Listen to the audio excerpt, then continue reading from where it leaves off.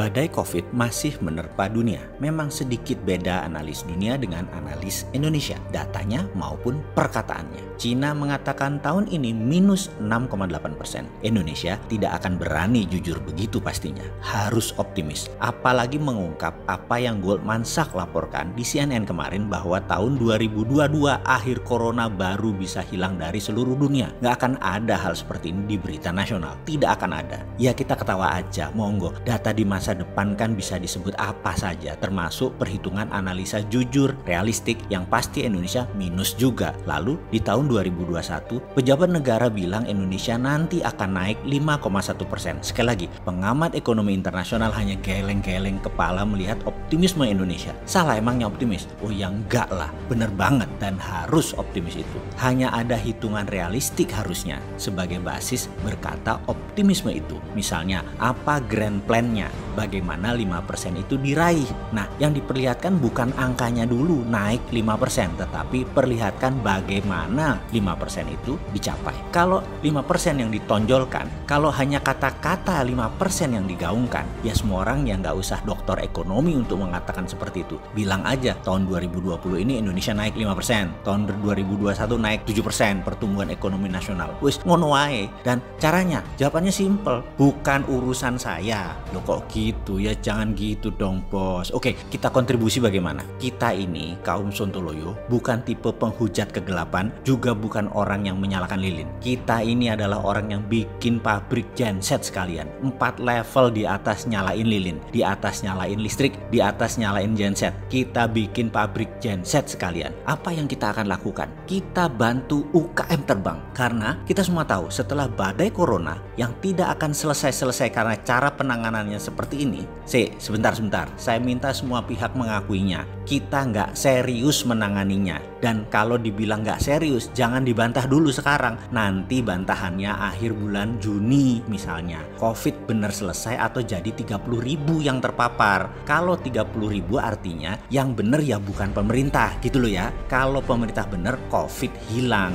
Kalau COVID hilang dan benar apa yang dikatakan pemerintah hilang, saya balik badan. Saya yang saat ini mendukung apapun untuk kemaslahatan umat. Saya akan gaspol, saya dukung pol-polan pemerintah. Ada pengecualian, 4L. Tetap 4L mah sudah 5 tahun kita nggak doyan. Sulit saya demen sama 4L itu ya. Kalau di 30.000 yang terpapar, kita hanya minta sedikit kelapangan hati pejabat. Pakai cara bosman yang sudah banyak membanjiri ruang publik informasinya. Dan akui Anda salah, yalah nggak usah gitulah, nggak usah ngaku-ngaku lah, kita juga nggak maksa kok. Jadi ambil saja metodenya. Gimana? Begini kita sederhanakan strateginya. Salah satu caranya dulu kita perjelas. Di dalam pendanaan bisnis ada 2 rumus yang paling banyak dipakai. 1, pinjaman bank. 2, IPO. Pinjaman uang di bank syaratnya punya jaminan. IPO syaratnya lebih panjang lagi. Bagaimana kalau kita meniru sukses Cina membangun Shenzhen Exchange atau bursa equity UKM, di mana saat ini ada lebih dari 20.000 UKM terdaftar di bursa Shenzhen. Maka Indonesia harusnya punya bursa equity UKM tersebut. Seperti halnya Shenzhen Exchange. Pengelolanya swasta, lebih lincah,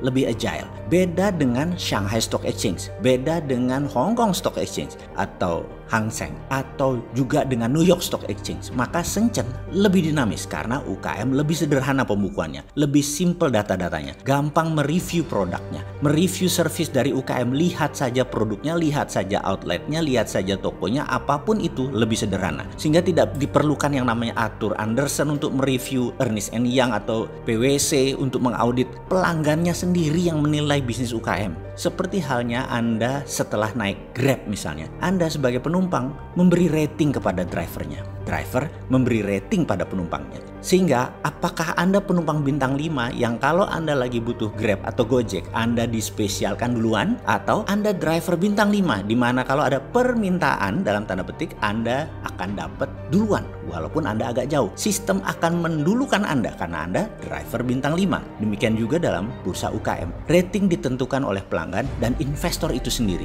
Sang penyelenggara equity crowdfunding tidak bertanggung jawab atas investasi Anda di bisnis UKM. Dan dengan strategi ini ternyata Shenzhen UKM Marketplace sukses menghantar UKM scale up. Tiap tahun lebih dari 1.000 perusahaan jadi milioner asetnya dari bursa Shenzhen. Ke depan, Indonesia sudah bisa melihat dengan jelas badai pengangguran meningkat tajam karena social distancing mempengaruhi bisnis tradisional. Cara terbaik menangani pengangguran adalah dengan membuat UKM punya tempat untuk scale up secara cepat, masif, dan terstruktur. Itulah usul yang bisa membuat Indonesia naik ekonominya. Bagaimana? Mau coba? Masih harus nunggu COVID-19 terpapar 30.000 orang? Kok gitu sih kalian?